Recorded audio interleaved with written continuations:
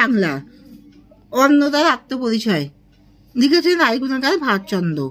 তোমরা সবাই মন দিয়ে শোনো আর লেখো, আর সবাই লাইক অ্যান্ড সাবস্ক্রাইবটা দিয়ে দাও। তোমরা সবাই লাইক অ্যান্ড সাবস্ক্রাইবটা দিয়ে দাও, সবাই মন দিয়ে শোনো আর লেখো।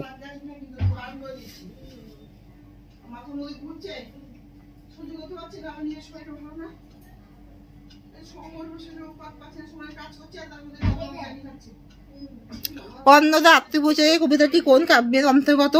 কবিতাটি কবি ভারতচন্দ্র রায়গুণাকার অন্নদামঙ্গল কাব্যের অন্তর্গত।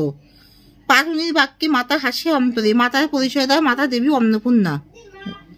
জীবন স্বরূপা সে স্বামীর শিরোমণি, এখানে জীবন স্বরূপা বলতে কাকে বোঝানো হয়েছে? দেবী গঙ্গাকে বোঝানো হয়েছে। সেউত্রী বলতে কি বোঝো? নৌকার জমা জল সেচে জল সেচে ফেলার জন্য কাঠের 4 কোণা বিশিষ্ট পাত্রকে সেউতি বলা হয়। পঞ্চমুখ শব্দের দ্ব্যর্থ অর্থ কি?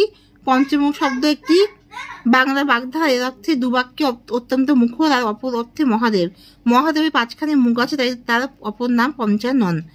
না মরে পাষাণ বাপ, পাষাণ বাপটি কে? এখানে পাষাণ বাপ বলতে পর্বতরাজ হিমালয়কে বোঝানো হয়েছে।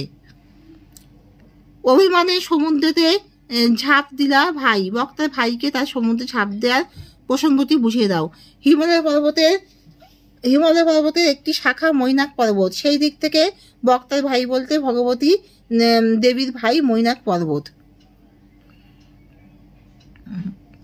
সমুদ্রে ঝাঁপ দেওয়ার পৌরাণিক প্রসঙ্গটি হলো আপাত অর্থে দেবী ভগবতীর ভাই মৈনাক সমুদ্রে ঝাঁপ দিয়েছেন দুঃখে, কারণ তার প্রিয় ভগিনীকে এমন কুপাত্রে দান করা হয়েছে। প্রকৃত অর্থে পুরাণে কথিত আছে পূর্বে নাকি পর্বত সময় পাকা ছিল, তার ইচ্ছে মতো সমুদ্রে উড়ে যেতে পারত।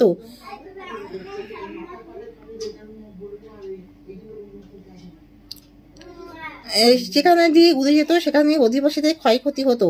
তখন দেবরাজ ক্রুদ্ধ হয়ে বজ্র দ্বারা এই পর্বতদের পক্ষ ছেদন করতে থাকেন, যাতে মৈনাক পর্বত দেবরাজের ভয়ে উড়ে গিয়ে সমুদ্র জলে নিমজ্জিত হলো। ভগবত এখানে প্রসঙ্গটি উল্লেখ করেছেন।